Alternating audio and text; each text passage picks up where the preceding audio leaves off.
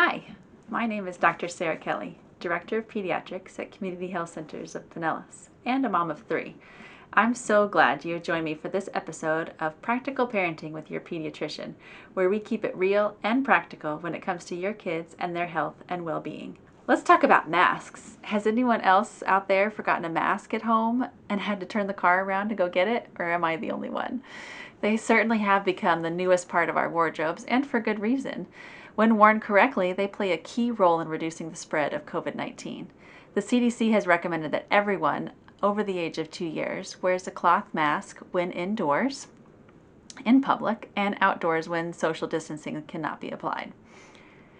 As a pediatrician and a mom, I've talked to lots of parents about masks, and some of them have had some concerns, and maybe you share those concerns as well. The following information came from healthychildren.org. This is a website that the American Academy of Pediatrics publishes. They have a wealth of information for parents about a variety of topics, and I suggest you check them out later. But today, let's bust the top 3 mask myths that I've heard in the office. Myth number 1, cloth masks make it harder to breathe. It might seem like it would be true, but this is false. Cloth masks are made of breathable materials that allow oxygen to flow freely through the fibers of the mask. There's no reduction in the amount of oxygen that's supplied in the blood when wearing a cloth mask. Myth number 2, masks interfere with a child's lung development.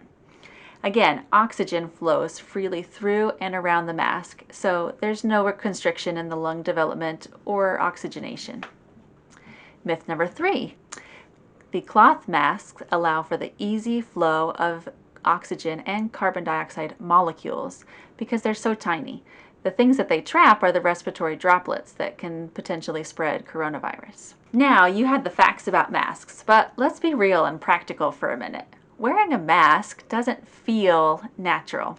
It muffles your voice and it may make your face feel funny. If it doesn't fit correctly, it falls down off of your nose all the time and you're constantly having to readjust it. It's a bit of a pain, am I right? But we are pros at mastering other things that don't feel natural to our kids, aren't we? Think about your kids' car seats with all those buckles and straps, and better yet, that squirming, wriggly toddler that you're trying to get in there. Or a bike helmet and pads.